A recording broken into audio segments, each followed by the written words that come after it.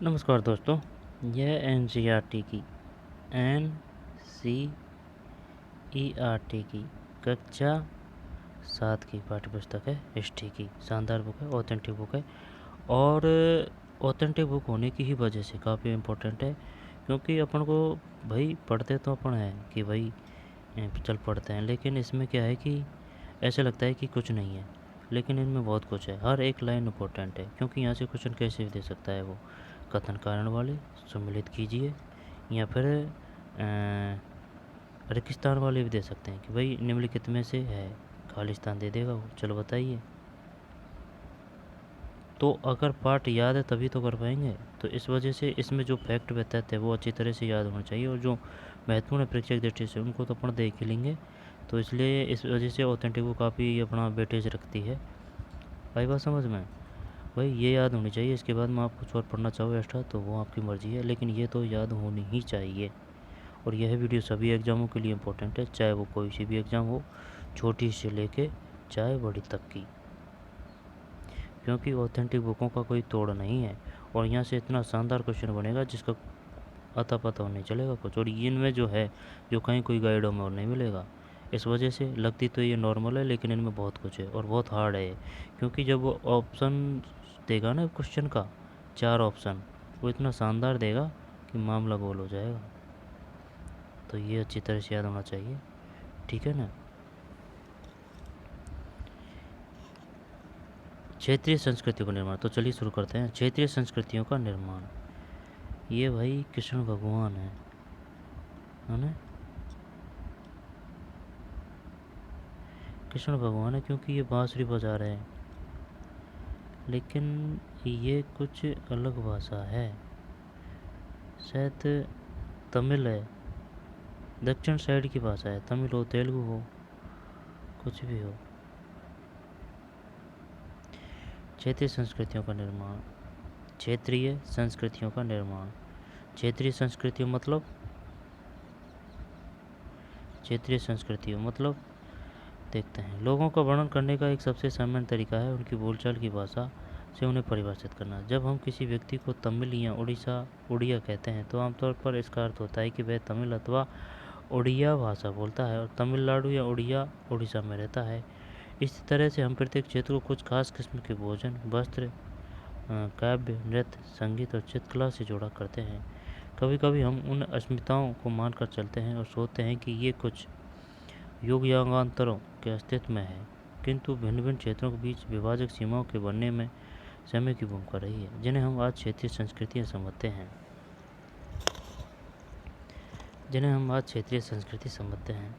वे समय के साथ बदलती है, और सत्य तो यह है कि आज भी बदल रही है। जिन्हें हम आज क्षेत्रीय संस्कृति समझते हैं, वे समय के साथ बदलती है, और सत्य तो यह है कि आज भी बदल रही है। यह क्षेत्रीय संस्कृति जटिल प्रक्रिया से विकसित हुई है। जटिल इस प्रक्रिया के तहत स्थानीय परंपराओं और उपमहाद्वीप के अन्य भागों के विचारों के आदान प्रदान ने एक दूसरे को संपन्न बनाया है। जैसा कि हम देखते हैं, कुछ परंपराएं तो कुछ विशेष क्षेत्रों की अपनी हैं, जबकि कुछ अन्य भिन्न भिन्न क्षेत्रों में एक समान प्रतीत होती है। परंतु इसके अतिरिक्त कुछ अन्य परंपराएं एक खास इलाके के पुराने रीति रिवाजों से तो निकली है, परंतु अन्य क्षेत्रों में जाकर उन्होंने एक नया रूप ले लिया है, ठीक है ना, यानी कि मिक्स में।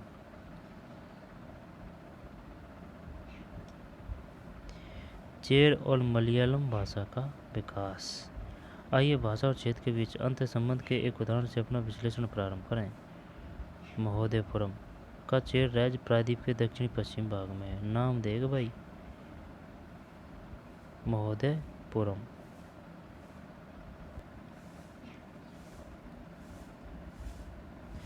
महोदयपुरम का चेर राज्य प्रायद्वीप के दक्षिण पश्चिम भाग में, प्रायद्वीप के दक्षिण पश्चिम भाग, प्रायद्वीप के दक्षिण और पश्चिम भाग में, जो आज केरल राज्य का एक हिस्सा है, 9वीं शताब्दी में स्थापित किया गया था।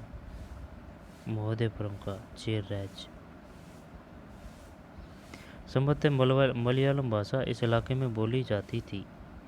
शासकों ने मलयालम भाषा एक लिपि का मलयालम भाषा एवं लिपियों का प्रयोग अपने अभिलेखों में, कब की बात है, महोदयपुरम 9वीं शताब्दी, केरल राज्य, अपने अभिलेखों में किया। वस्तुतः इस भाषा का प्रयोग उपमहाद्वीप के सरकारी अभिलेखों में किसी क्षेत्रीय भाषा के प्रयोग के सबसे पहले उदाहरणों में से एक है। साथ साथ चेर लोगों ने संस्कृति परंपराओं से भी बहुत कुछ ग्रहण किया। केरल का मंदिर रंगमंच, जिसकी परंपरा इस युग तक खोजी जा सकती है, संस्कृत के महाकाव्यों पर आधारित था। क्या बताना चाह रहा है? मलयालम में रचित आरंभिक केरल का एक अभिलेख, यानी कि इसका मतलब ये माने अपन कि पहले केरल में मलयालम थी। चेर और मलयालम भाषा का विकास।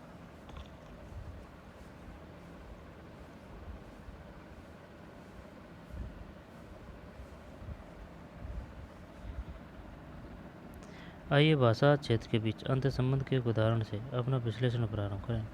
महोदयपुरम का चेर राज्य प्रायद्वीप के दक्षिण पश्चिम भाग में, जो आज के केरल राज्य का एक हिस्सा है, 9वीं शताब्दी में स्थापित किया गया। संभवतः मलयालम भाषा इस इलाके में बोली जाती थी। शासकों ने मलयालम भाषा एवं लिपि का प्रयोग अपने अभिलेखों में 9वीं शताब्दी मलयालम भाषा अपने अभिलेखों में किया। वस्तुतः इस भाषा का प्रयोग उपमहाद्वीप के सरकारी अभिलेखों में किसी क्षेत्रीय भाषा के प्रयोग के सबसे पहले उदाहरणों में से एक है।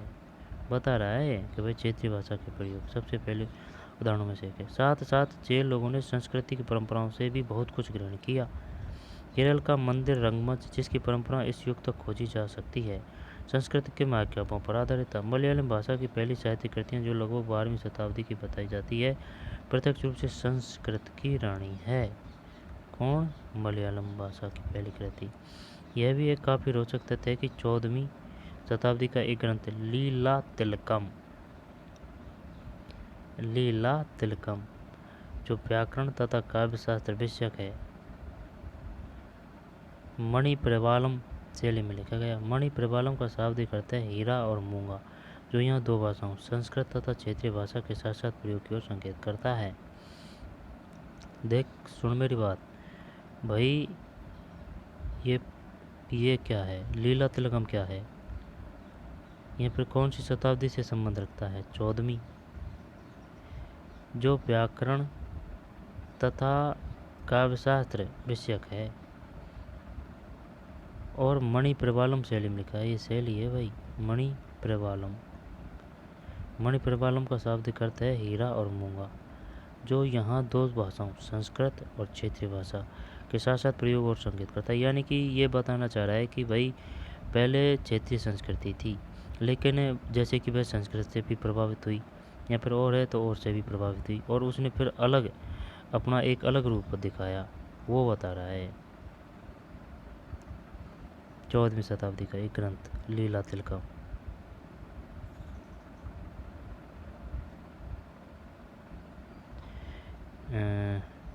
पूछ लेगा लीला तिलकम किस शैली में लिखा गया? मणिप्रवालम। यहाँ पर मणिप्रवालम का अर्थ होता है हीरा और मूंगा। शासक और धार्मिक परंपराएं। जगन्नाथी संप्रदाय।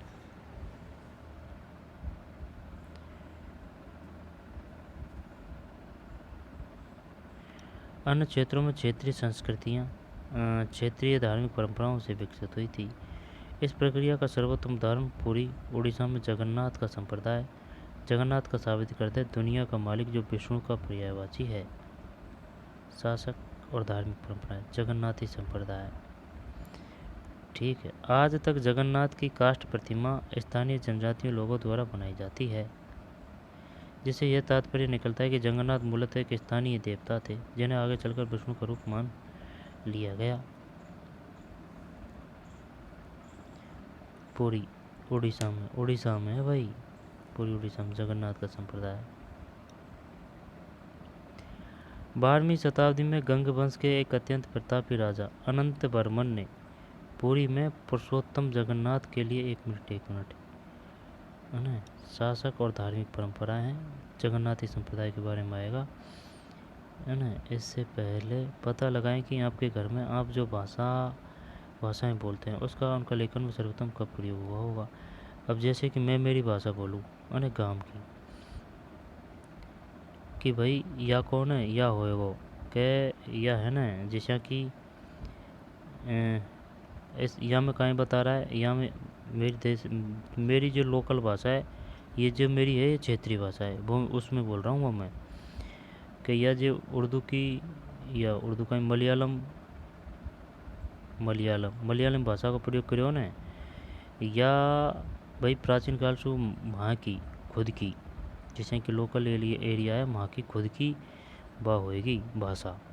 अब बा भाषा होएगी तो बा ने कही है कि जैसे कि संस्कृत है, तो संस्कृत तो आसपास का क्षेत्र है संस्कृत है, या फिर कोई और संस्कृति है या फिर और कोई लोकल भाषा ही नहीं, तो बासु कुछ मिक्स में यासु कछु ग्रहण करे होगा, यासु कछु ग्रहण करे फिर अलग रूप धारण करे हो यानी ये होती है क्षेत्रीय भाषा। ऐसी क्षेत्रीय भाषाएं जो बाल में गांव की लैंग्वेज बोल रहा था ऐसी काफ़ी है। यह है बात। चेर और मलयालम भाषा का विकास, और जो क्षेत्रीय भाषा है ना, अब ये जैसे कि लोकल भाषा है, काई की भाषा है हमारे, काई कर रो तू, कहाँ गयो तू, इत कुआरो को कुआरो, कहाँ जाएगो, काई कर रो है, मैच देखो चला। तो ये जो भाषा है ये प्राचीन काल से चली आ रही है। अगर इसका तोड़ निकालें, अगर इसके बारे में कुछ सोचें कि भाई ये भाई कैसे चली आ रही है, भाई बचपन से अपन बोलते आ रहे हैं, तो भाई हमारे बड़े बोलते आ रहे होंगे इसको, फिर हमारे बड़ों के बड़े बोलते आ रहे होंगे इसको, फिर हमारे बड़े के बड़े बोलते आ रहे होंगे इसको, तो ये आई कहाँ से? तो ये ऐसे आई होगी जैसे कि कोई आके बसा होगा यहाँ पे हैं, वो कहीं एरिया का होगा, तो फिर वो बोला, फिर उसके परिवार बढ़ा, तो उसके वो उसके वो उसके वो उसके उसके वो बढ़ते नहीं है परिवार इस प्रकार से। या फिर दो बार 2 5 10 जने आगे होंगे, क्योंकि अभी काफ़ी गांवों में क्या है कि कोई घर है, अब वो जैसे कि यहाँ से एक नातों का घर था तो वो दूसरे गांव में चला गया, अब दूसरे गांव में चला गया, अब फिर उसने उसने उसके 2 4 छोरे हैं, फिर उनका शादी विवाह हुआ, तो वो वहीं रहे। अब उसकी तो भाषा वो है, लेकिन वो जो है ना वहाँ के, उनकी भाषा को भी तो प्रभाव पड़ेगा इन पे। यह है बात। मलयालम में रचितारम केरल का एक अभिलेख।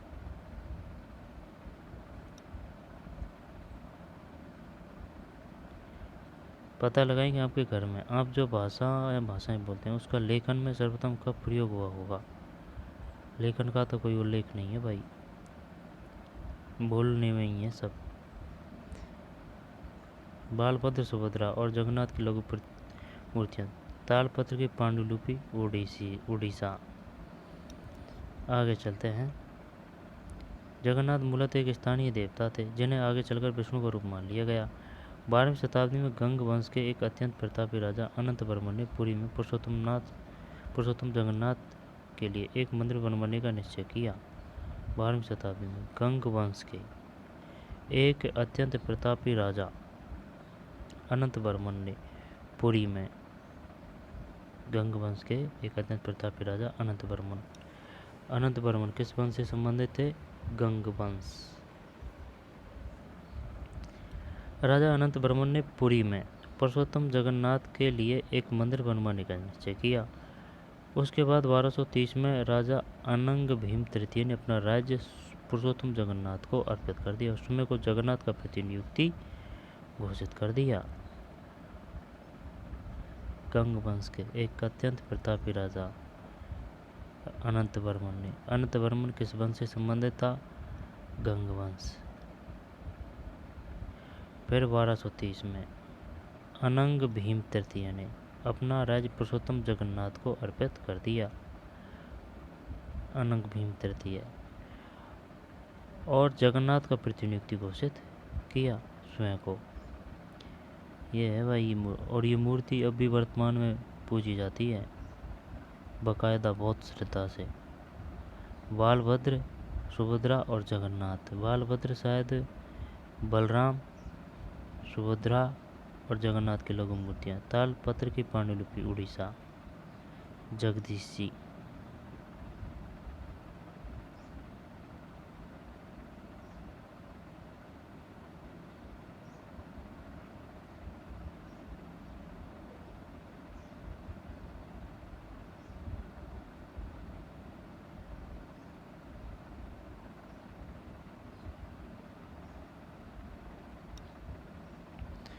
ठीक है, घोषित किया, प्रतिनियुक्त घोषित किया। ज्यों ज्यों इस मंदिर को तीर्थ स्थल यानी तीर्थ यात्रा के केंद्र के रूप में महत्व प्राप्त होता गया, सामाजिक तथा राजनीतिक मामलों में उसकी सत्ता बढ़ती गई। जिन्होंने भी उड़ीसा को जीता, जैसे मुगल, मराठे, अंग्रेज, ईस्ट इंडिया कंपनी, सब ने इस मंदिर पर अपना नियंत्रण स्थापित करने का प्रयत्न किया। वे सब यह महसूस करते थे कि मंदिर पर नियंत्रण प्राप्त करने से स्थानीय जनता में उनका शासन स्वीकार हो जाए। भाई साहब, उस समय मंदिर बहुत शक्तिशाली थे। मंदिर आर्थिक, राजनीतिक और सामाजिक सभी क्षेत्रों में अव्वल थे। पढ़ाई के बारे में पढ़ाई भी होती थी वहाँ, है ना, और व्यापार भी होता था, ठीक है ना, रोजी रोटी भी चलती थी। काफ़ी धन से परिपूर्ण होते थे मंदिर, ठीक है ना, प्रमुख केंद्र होते थे, काफ़ी शक्ति थी उनके पास में।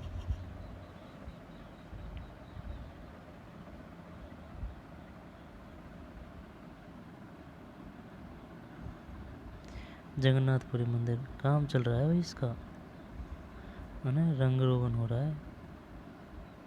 जगन्नाथपुरी उड़ीसा, देखिए काम चल रहा है, मरम्मत हो रही है।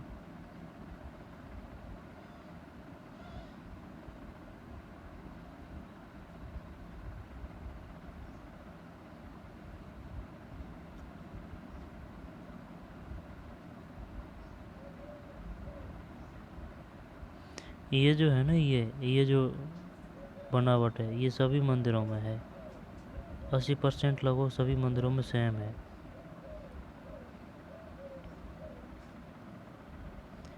राजपूत और शूरवीरता की परंपराएं, राजपूत और शूरवीरता की परंपराएं 19वीं शताब्दी में ब्रिटिश लोग उस क्षेत्र को, जहां आज का अधिकांश राजस्थान स्थित है, राजपूताना कहते थे। इससे यह समझा जा सकता है कि वह एक ऐसा प्रदेश था जहां केवल अथवा प्रमुख रूप से राजपूत ही रहा करते थे, लेकिन यह बात आंशिक रूप से ही सत्य है। ऐसे अनेक समूह थे जो आज भी है और जो उत्तरी तथा मध्यवर्ती भारत के अनेक क्षेत्रों में अपने आप को राजपूत कहते हैं। उत्तरी तथा मध्यवर्ती भारत के अनेक क्षेत्रों में अपने आप को राजपूत कहते हैं। यह भी सच है कि राजस्थान में राजपूतों के अलावा अन्य लोग भी रहते हैं, तथापि अक्सर यह माना जाता है कि राजपूतों ने राजस्थान को एक विशिष्ट संस्कृति प्रदान की। ये सांस्कृतिक परंपराएं वहाँ के शासकों के आदर्शों तथा अभिलाषाओं के साथ घनिष्ठता से जुड़ी हुई थी। लगभग 8वीं शताब्दी में आज के राजस्थान का अधिकांश भाग पर विभिन्न परिवारों के राजपूत राजाओं का शासन रहा। पृथ्वीराज अध्याय 2 एक ऐसा ही शासक था। ये शासक ऐसे शूरवीरों के आदर्शों को अपने हृदय में, बीकानेर के राजकुमार राज सिंह,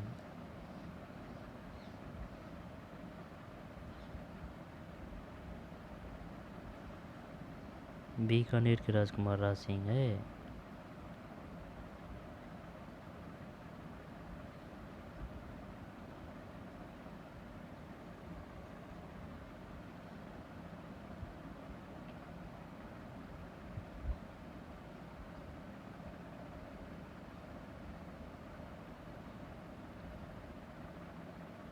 आदर्शों को अपने हृदय में सजोए रखे थे, जिन्होंने रण क्षेत्र में बहादुरी से लड़ते हुए अक्सर मृत्यु का वर्ण किया मगर पीठ नहीं दिखाई। राजपूत शूरवीरों की कहानी काव्यों एवं गीतों में सुरक्षित है। ये विशेष रूप से प्रशिक्षित चारण भाटों द्वारा गाई जाती है। ये काव्य एवं गीत ऐसे शूरवीरों की स्मृति को सुरक्षित रखते थे और उनसे यह आशा की जाती थी कि वे अन्य जनों को भी उन शूरवीरों का अनुसरण करने के लिए प्रेरित एवं प्रोत्साहित करेंगे। साधारण जन भी उन कहानियों से आकर्षित होते थे। इन कहानियों में अक्सर नाटकीय स्थितियों और स्वामी भक्ति, मित्रता, प्रेम, शौर्य, क्रोध आदि प्रबल संवेगों का चित्रण होता था।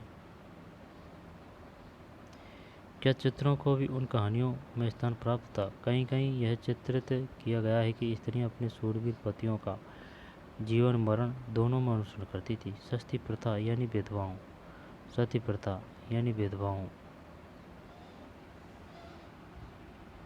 कहीं कहीं चित्रित किया गया कि स्त्रियां अपने शूरवीर पतियों का जीवन मरण दोनों में अनुसरण करती थी। सती प्रथा यानी भेदभाव द्वारा अपने मृतक पतियों की चिता पर जिंदा जल जाने की प्रथा का भी कुछ कहानियों में उल्लेख पाया गया है।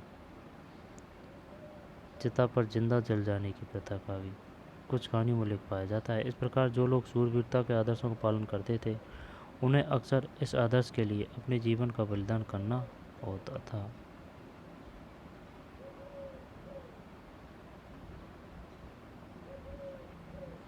अब क्या है, क्षेत्रीय सीमांतों से परे कथक नृत्य की कहानी।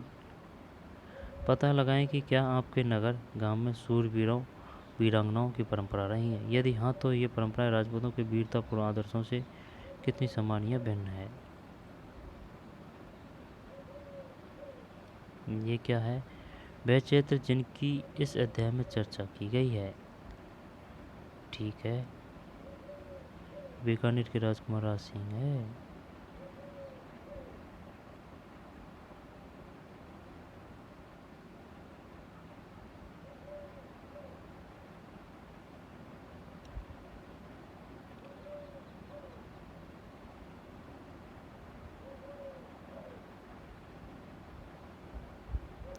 तालपत्र की पांडुलिपि उड़ीसा। आरंभ केरल का एक अभिलेख।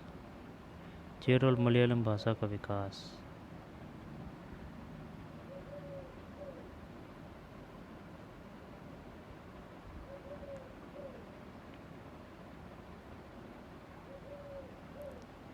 वह क्षेत्र जिनकी इस अध्याय में चर्चा की गई है। ठीक है, राजस्थान की।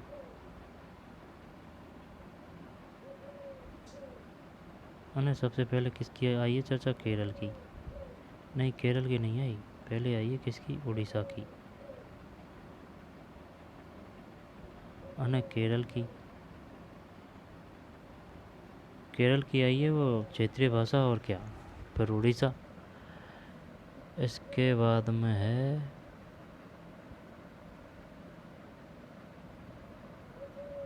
राजस्थान, बीकानेर, जोधपुर, चित्तौड़गढ़, अजमेर, जयपुर, मेवाड़,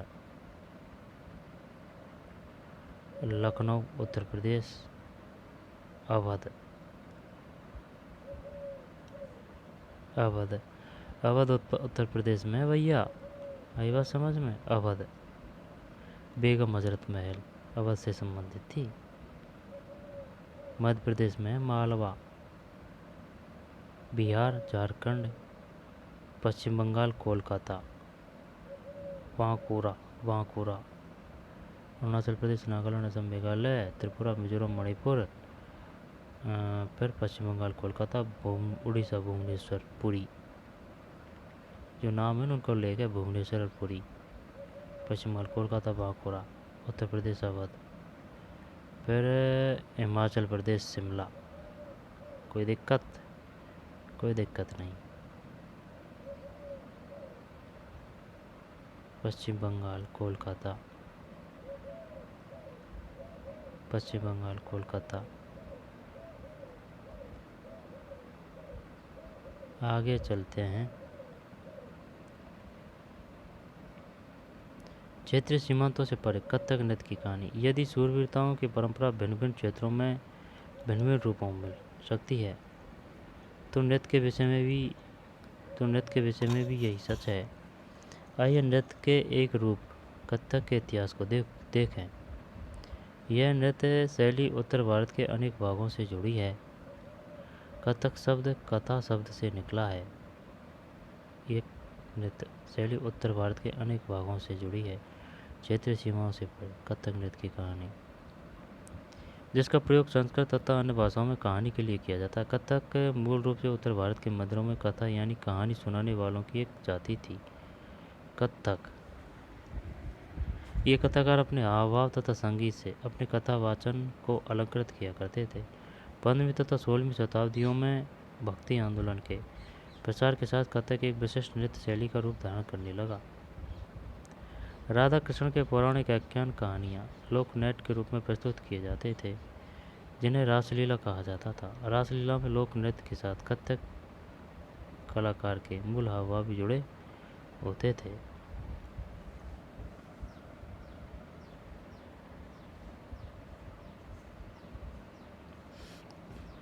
पंद्रहवीं तथा 16वीं शताब्दियों में भक्ति आंदोलन के प्रसार के साथ कथक एक विशिष्ट नृत्य शैली का रूप धारण करने लगा।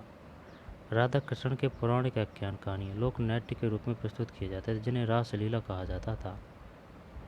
वो बात तो तेरी सही है, लेकिन ये क्वेश्चन आता है बार बार कि भाई कथक नृत्य, जब कथक नृत्य पहले अपना ही था, यहाँ आ जाएगा ना। हावभाव तथा संगीत से अपनी कथा वाचन को अलंकृत किया करते थे। 15वीं तथा 16वीं शताब्दी में भक्ति आंदोलन के प्रसार के साथ कथक एक विशिष्ट नृत्य शैली का रूप धारण करने लगा। राधा कृष्ण के पौराणिक आख्यान कहानियाँ लोक नाट्य के रूप में प्रस्तुत किए जाते थे, जिन्हें रासलीला कहा जाता था। अपनी यहाँ रामलीला चलती थी भाई, रासलीला कहा जाता था। रासलीला में लोक नृत्य के साथ कथक कलाकार के मूल हाव भाव भी जुड़े होते थे। मूल हाव भाव मुगल बादशाहों और उनके अभिजातों के शासनकाल में कथक नृत्य राजधर्म में प्रस्तुत किया जाता था, जहाँ इस नृत्य ने अपने वर्तमान अभिलक्षण अर्जित किए और वह एक विशिष्ट नृत्य शैली के रूप में विकसित हो गया। आगे चलकर यह दो परंपराओं अर्थात घरानों में पला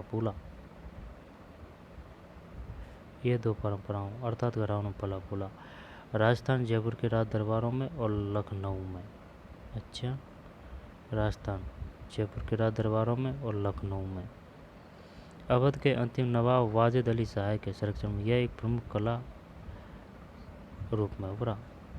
अवध के अंतिम नवाब वाजिद अली शाह के संरक्षण में ये क्वेश्चन आया था कि ये बताइए अवध का अंतिम नवाब कौन था। अब ये ले पूछ ली। अब ये लाइन इसमें हाईलाइट वाईलाइट करके नहीं दे रखा है, सिर्फ यही दे रखा है।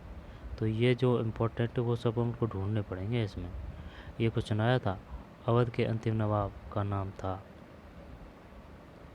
बता। ये तो एक ही ऑप्शन आया ना जब मामला गोल हो जाता है, वाजिद अली शाह है। यह एक प्रमुख कला के रूप में उभरा। 1850 से 1875 के दौरान यह नृत्य शैली के रूप में इन दो क्षेत्रों में ही नहीं बल्कि आज के पंजाब, हरियाणा, जम्मू और कश्मीर, बिहार तथा मध्य प्रदेश के निकटवर्ती इलाकों में पक्के तौर पर संस्थापित हो गया। इसकी प्रस्तुति में क्लिष्ट तथा द्रुत पद संचालन यानी कठिन, उत्तम वेशभूषा तथा कहानियों के प्रस्तुतिकरण एवं अभिनय पर जोर दिया जाने लगा। अनेक अन्य सांस्कृतिक गतिविधियों की तरह कथक को भी 19वीं तथा 20वीं शताब्दी में अधिकांश ब्रिटिश प्रशासकों ने नापसंद किया। अब ये ब्रिटिश है, ये तो नापसंद करेंगे। फिर भी यह जीवित बचा रहा और गणिकाओं द्वारा पेश किया जाता रहा। स्वतंत्रता की प्राप्ति के बाद तो देश में से 6 शास्त्रीय नृत्य रूपों में मान्यता मिल गई। 6 शास्त्रीय नृत्यों रूपों में मान्यता मिल गई। शास्त्रीय नृत्य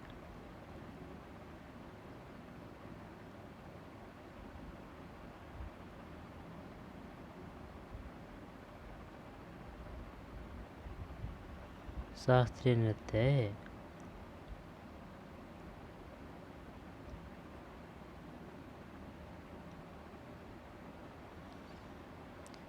किस कला रूप को शास्त्रीय माना जाए? इस प्रश्न को उत्तर देना अक्सर बहुत कठिन होता है। क्या हम उस रूप या शैली को शास्त्रीय कहते हैं जिसका विषय धार्मिक हो, अथवा क्या हम उसे शास्त्रीय इसलिए मानते हैं क्योंकि इसके लिए अत्यधिक कौशल की आवश्यकता होती है, जो कई वर्षों के लंबे प्रशिक्षण से ही प्राप्त होता है, अथवा यह शास्त्रीय इसलिए है क्योंकि यह निर्धारित नियम के अनुसार ही प्रदर्शित या प्रस्तुत किया जाता है और इसमें विभिन्नताओं को प्रोत्साहन नहीं दिया जाता। ये ऐसे प्रश्न हैं जिन पर हमें विचार करने की आवश्यकता है। यह भी स्मरणीय है कि बहुत से ऐसे नृत्य रूपों में जिन्हें लोक नृत्य की श्रेणी में रखा गया है, ये विशेषताएं पाई जाती है। जिन्हें लोक नृत्य की श्रेणी में रखा गया है वे विशेषताएं पाई जाती है जिन्हें शास्त्रीय रूपों का विशिष्टतम लक्षण बताया जाता है। यद्यपि शास्त्रीय विशेषण का प्रयोग उन कला रूपों की श्रेष्ठता का सूचक हो सकता है, फिर भी हमेशा शब्द सही नहीं होता। 1 मिनट। यह भी स्मरणीय है कि बहुत से ऐसे नृत्य रूपों में जिन्हें लोकतंत्र की श्रेणी में रखा गया, ये विशेषताएं पाई जाती है जिन्हें शास्त्रीय रूपों का विशिष्ट लक्षण बताया जाता है। यद्यपि शास्त्रीय विशेषण का प्रयोग उन कला रूपों की श्रेष्ठता का सूचक हो सकता है, फिर भी यह हमेशा शब्द से सही नहीं होता है। अन्य नृत्य रूप जिन्हें इस समय शास्त्रीय माना जाता है निम्नलिखित है।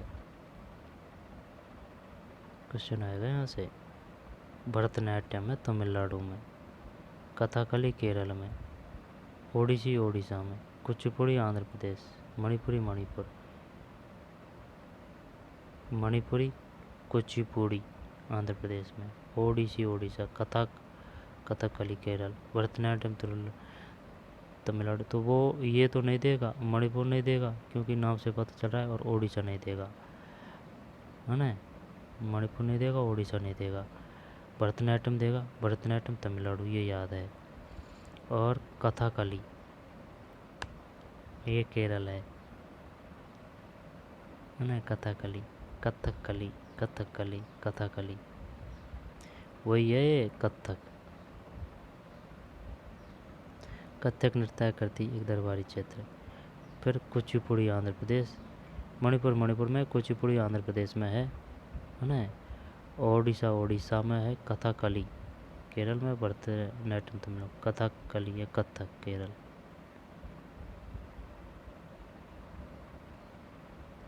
लेकिन ये बता रहा अपने यहाँ है भाई।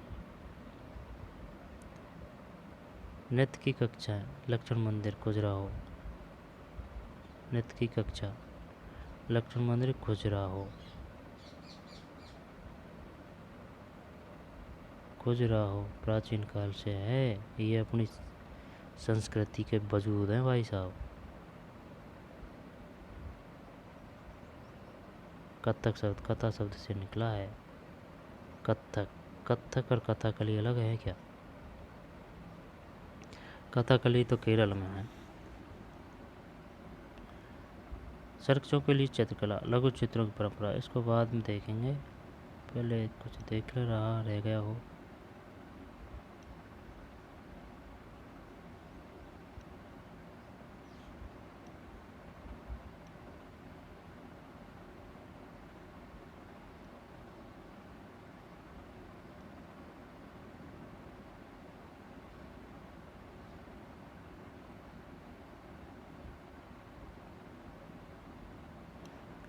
ठीक है।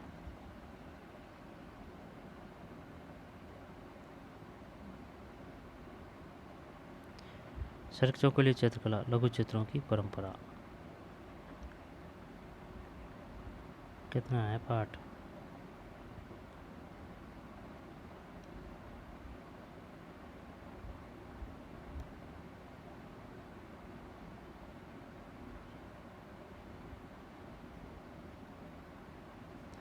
अलग वीडियो में देख लेंगे ना, कोई दिक्कत नहीं है।